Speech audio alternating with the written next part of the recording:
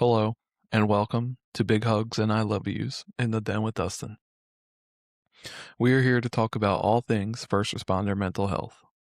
This episode, we will cover a very deep topic that I have not shared with many, but it is my story with suicide ideations and my plan for suicide that I had. This may be too deep for some, and that is okay. If at any point you need to take a break or pause, you are in complete control of that, and I recommend doing so. All I ask is that you come back after your break. Also, I just wanted to mention that this is your warning that there may be foul language that comes up during this podcast. If it offends you, I am sorry that you feel that way, but I do not apologize for being me.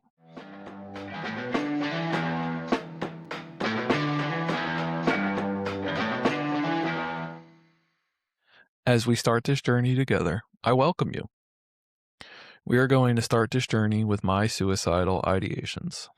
I am going to start with some backstory on my experience with suicide. When I was first in middle school, I found out that my cousin, who I had just recently met, killed herself. There was talks amongst my grandmother and mother about how she committed suicide and how could she do that to her child who was young at the time. How could she do that to her family that loves her so much? I think what my mother and grandma were so confused about is that we had just reconnected with this part of my family, and we didn't know how to process this.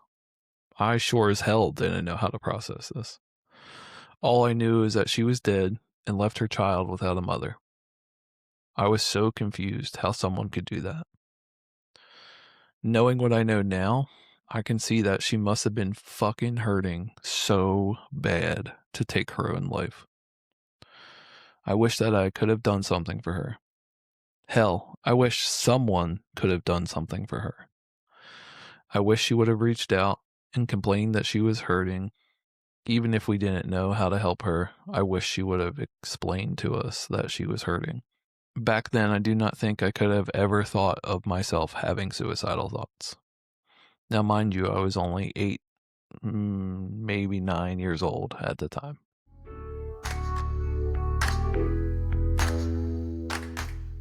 Now we're going to talk about another story that has to do with my time in high school.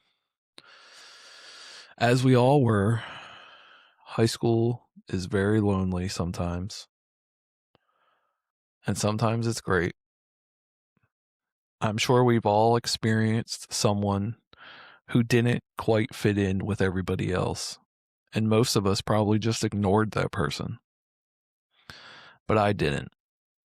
I was exposed to someone who was having suicidal thoughts and performing self-harm on a regular basis. At the time, I did not know how to process that, just like my cousin who killed herself in the earlier story. Like some, I just thought this person was being dramatic and shouldn't have acted that way. I did everything in my power, though, to be there for that person, so that they knew they weren't alone. While I did not understand how someone could feel that way or do that, I still decided to be there for them. What I now know is that this person was completely fucking reasonable to having lost feelings that they had. They had been through a traumatic experience and thought they were doing something that made them feel better. Hell, it probably just made them feel because they were so numb. I constantly would try to tell this person that they were not alone and that they shouldn't kill themselves because they would be missed. But back then, I was just saying words. I don't know if I really thought that or felt that way. I just know that I didn't want this person that I know to kill themselves. Don't get me wrong, I had my times of feeling alone, as I mentioned before, but I never truly thought about harming myself. I did wonder what it would feel like to have these thoughts, or what it would be to self-harm, but I never thought about actually doing it. I could never. At least that's how I thought back then. I think we all have some level of thoughts about suicide, whether it is just about what it is or how someone can do it. I want to talk a little bit about passive and active suicide. It's a very hot topic when talking about suicide, but I think it has its place at times. What I like to describe is that I had passive thoughts about suicide when I was younger. I would think about it, never really had a plan or wanted to do it to myself, but I would think about it because I was exposed to it, like a lot of us were sometimes. Whereas active suicidal ideations is something that I'm going to talk about next because it's something that I never talked about to anybody.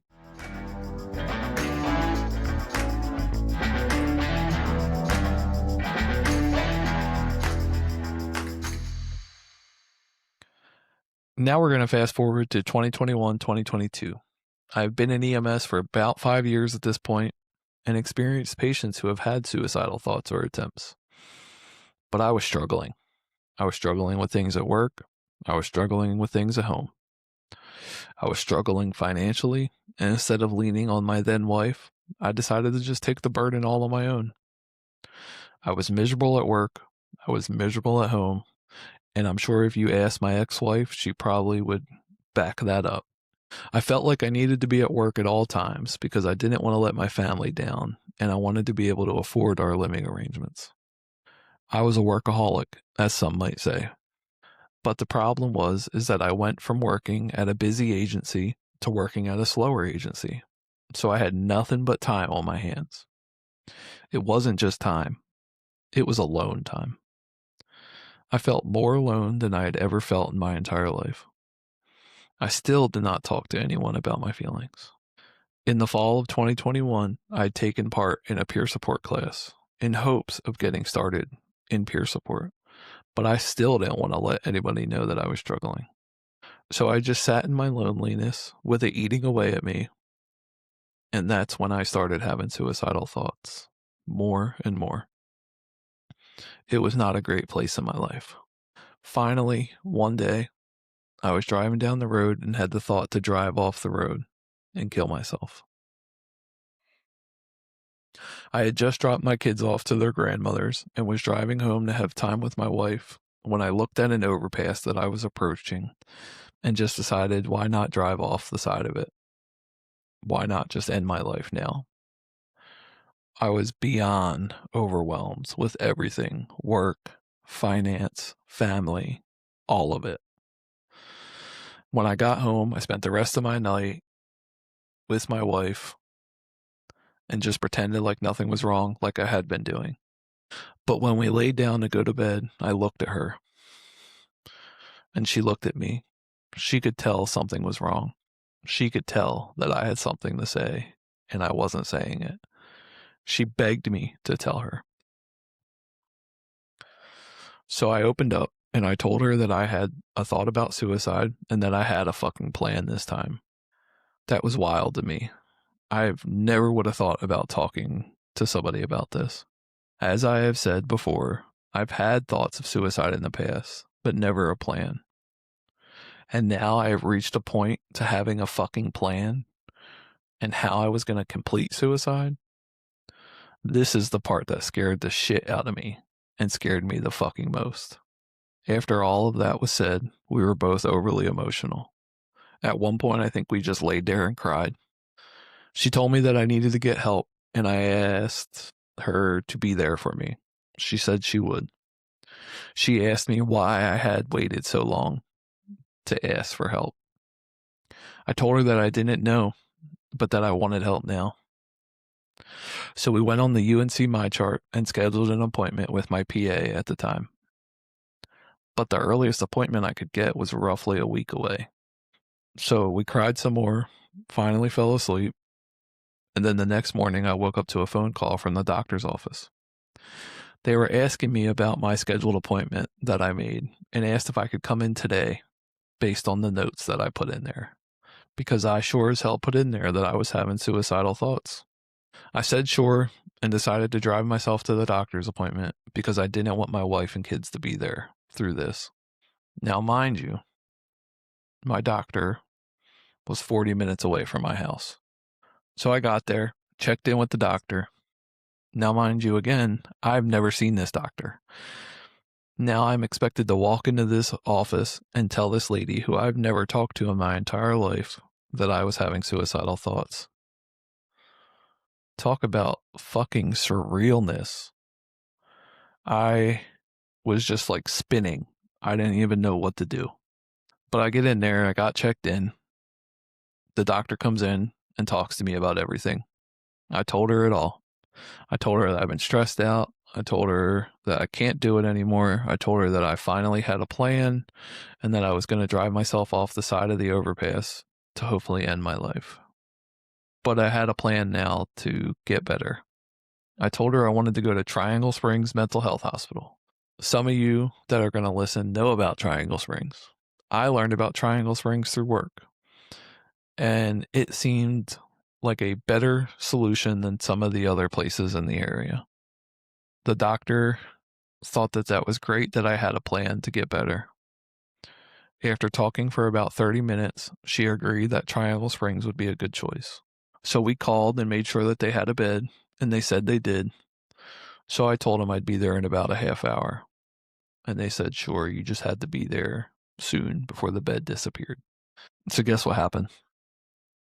The doctor let me drive myself to Triangle Springs. Mind you, I just told this lady that I wanted to kill myself by driving off the side of the road.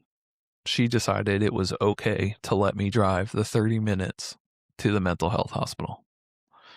To this day, still cracks me up. I guess in her eyes, I was coming to her seeking help. And I guess she just assumed that I was going to be safe. But I don't think so. I think she was blinded by the fact that I was a first responder, and she just assumed that I wasn't going to do anything. Looking back on it, I don't wish that she would have called an ambulance for me, but I wish that she partially would have cared a little bit more to see if there was another way for me to get there.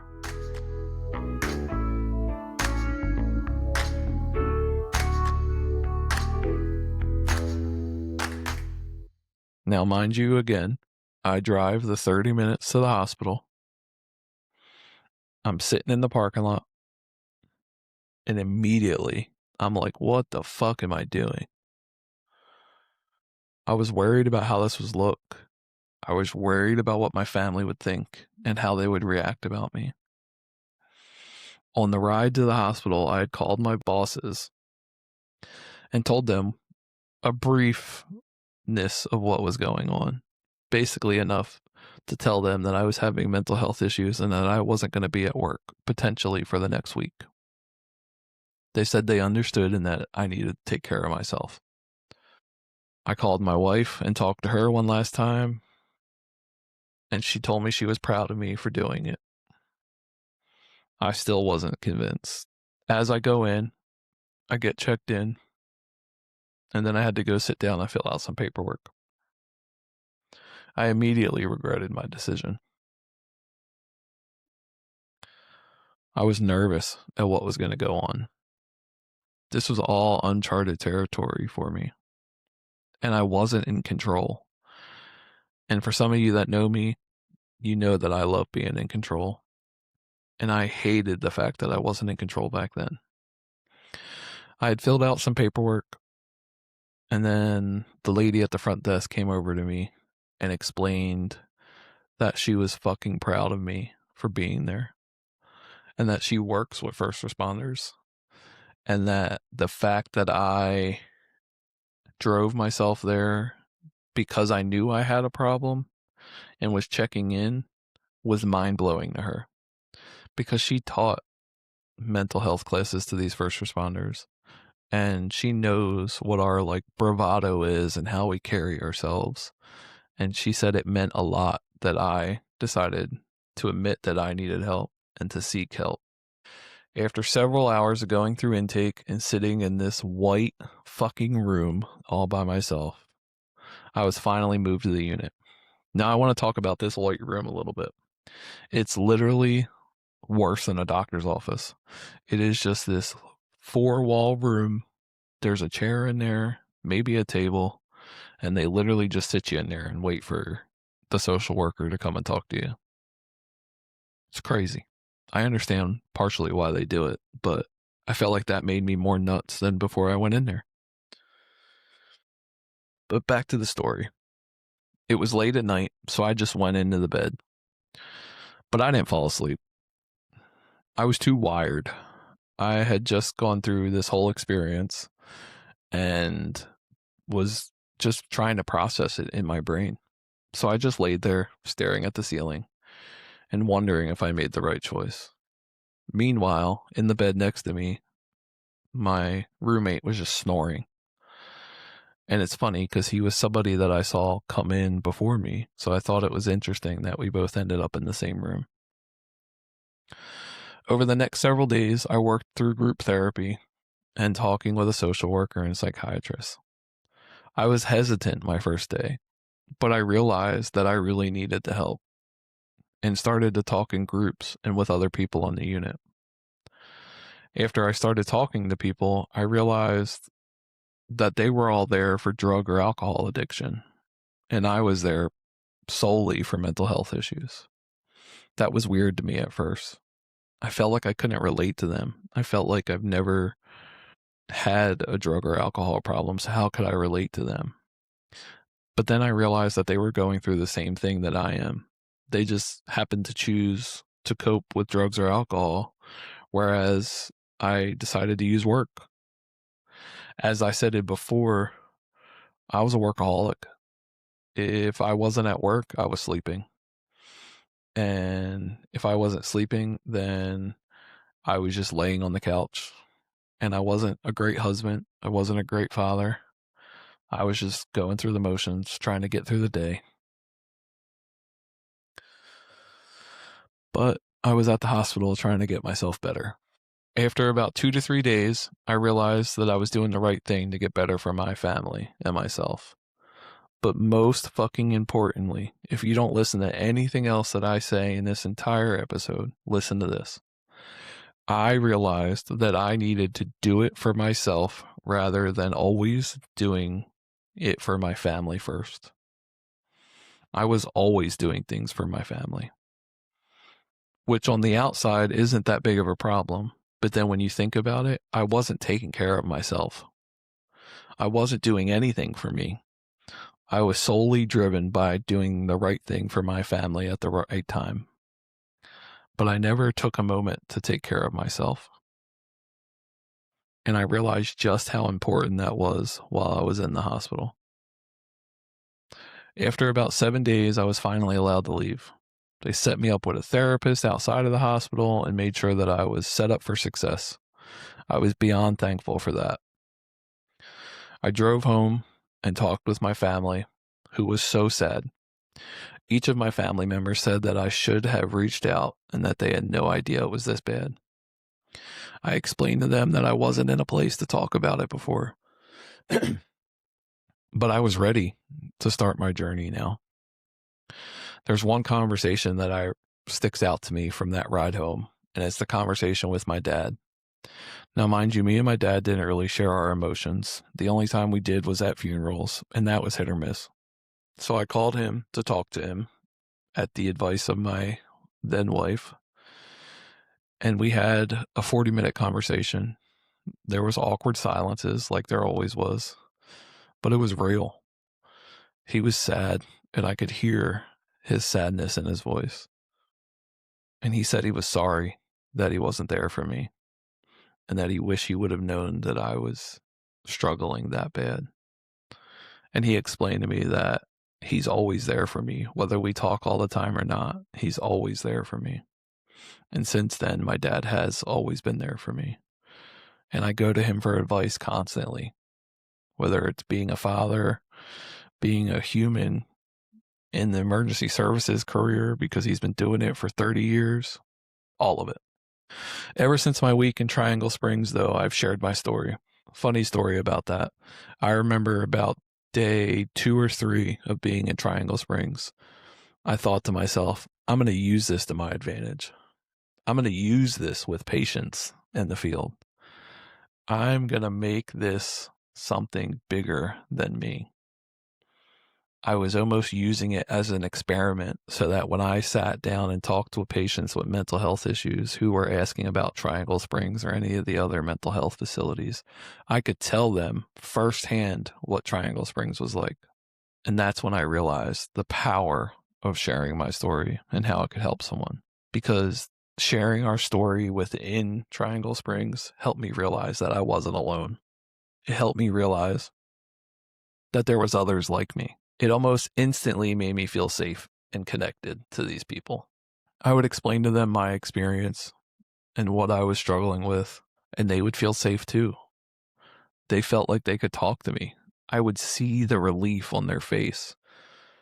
Shit, half of them didn't even believe me. They was like, there's no fucking way you went to Triangle Springs. You do this job. And I was like, because I do this job is exactly why I went to Triangle Springs. And the same thing happened when I started talking to peers and started leaning into peer support. I would tell my story, tell them how bad I got, how low I got, and tell them how I came back up. And they would understand. They were blown away that I sat there and would admit that to them. But my hope in sharing that story was that it would help them realize that they can reach out for help and go get help for their problems, and that they weren't actually problems. They were just things we had to work through, and that's okay. This is why I'm here today, to share my story in hopes that it helps. Hashtag just one more. I hope that people learn that it is okay not to be okay, and that they get help when they need it.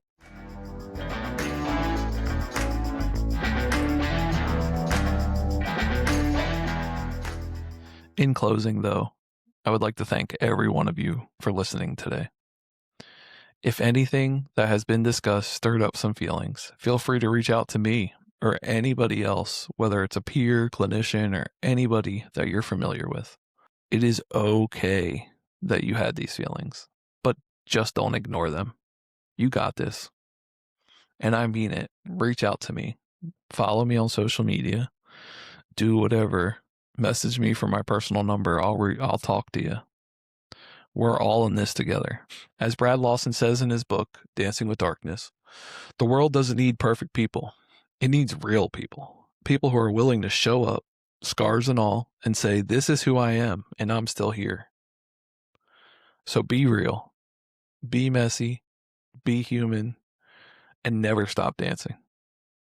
Until next time, I want to give you a big warm hug and tell you that I love you.